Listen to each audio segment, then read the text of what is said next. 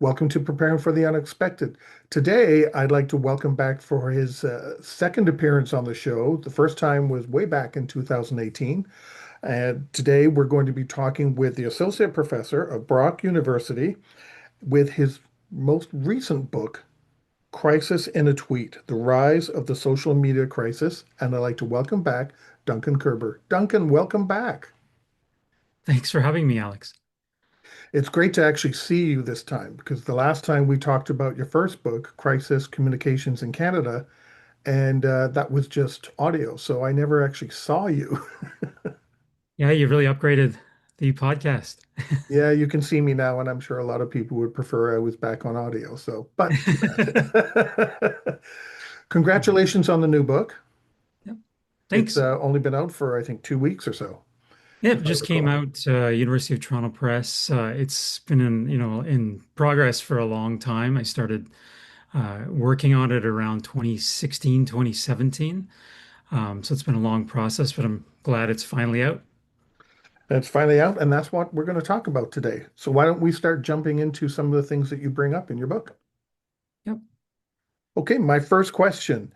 And this is really early in the book. In the preface, you state many crises begin on social media platforms without any connection to a real world act or situation.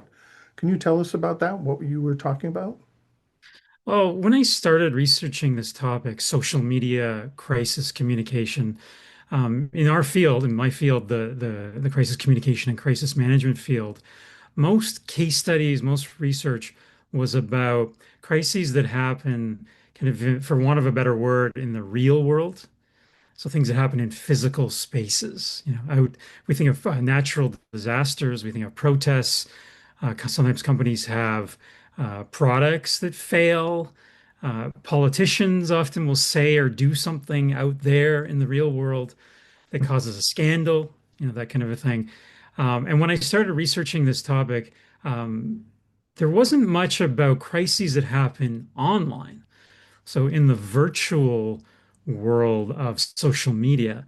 And so I began looking into the topic, and really very few people had actually looked at it that way. They looked at social media as a way to communicate during a crisis that's happening in the real world. Typically, you think of natural disasters. If the phone lines are out, how do you communicate? You use social media. Also, during some of the big crises of our time that affect societies, very large crises that affect people's bodies, and affect buildings or operations of corporations. Those crises can often be talked about on social media, and we can chat about them. But what I was interested in was how I noticed that there were crises that were happening online that had no connection to any real world event, no physical event, no physical space. And these crises were popping up. I'm thinking about 2014, 2013, and they were having effects on people's real lives. So people were posting something online and then losing their job, or an organization was posting a tweet that people didn't like, and they had to deal with this. So crisis managers had to come in and deal with these things because the mobs online were complaining about the company and saying all bad things about them and that they should be shut down. And individuals were posting online, even just regular everyday people, and getting in trouble for that, losing their reputation, and getting fired from their positions and things like that. So that was kind of the world I was looking at, more than 10 years ago, and starting to investigate that and connect it with, and also make it a little different than the traditional crises that we were studying. So really, that's kind of the world I was working in, and it started to create that distinction between the typical crisis that organizations and individuals knew a lot about in the past and these new kind of virtual crises. So these are all ones that are initiated online, like through me posting something a lie or something stupid or saying, "Hey, I don't Yeah. like such and such person." Is Yeah. that what this is talking about? It starts from there, not in Yeah. response to a real world issue?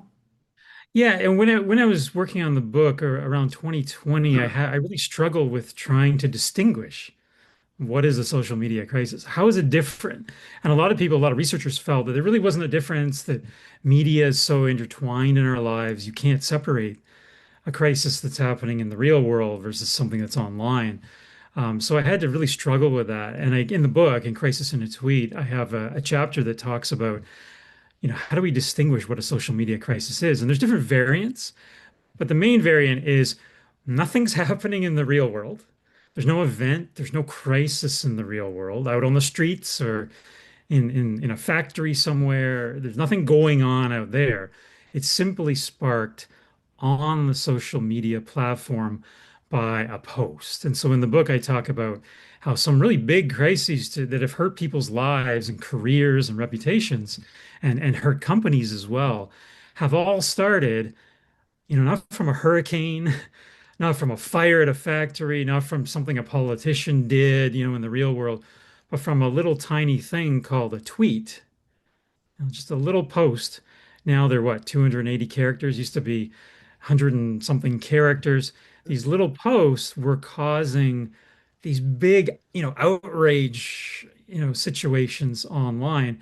So that's one of them. Another one that I talk about in the book is that there's some act that happens in the real world. There is something out there, but it's not a crisis, but it blows up online because somebody posted a video. So a classic example is, and we've seen this a couple times, is when airline baggage handlers, toss some bags and somebody's on the window of the plane and recording it on their cell phone. They post it online, blows up. But that wasn't a crisis at the airport. It wasn't like mobs of people were outraged or anything like that. It comes online. And the third kind that I talk about in the book is where there is a real crisis online. Think about what happened a couple of years ago with Israel and Palestine, and people in Canada talk about it online and say something that outrages a mob of people, and then they lose their job. So it wasn't like they were in the Middle East and involved in this real world crisis, but they comment on it. And all of these three variants of the social media crisis come down to words, meaning, images that people don't like, videos, even like. Sometimes you can like something and somebody notices you like that post, and then they call you on it and get you in trouble. So it's not a physical character of crisis. It's a words and meaning and image kind of crisis, which is very narrow kind of crisis, right? But tends to, as I show in the book, have great impacts on people's reputations, companies' reputations, and really bad outcomes for people. Well, how do some of these things escalate? Because let's face it, we've got 8 billion people in the world. Yeah, I post one thing. There's no way I'm going to make all the rest of the people happy, yeah. with my thought or my picture or saying what I like to eat or what I don't. Yeah. So how does this escalate to a crisis?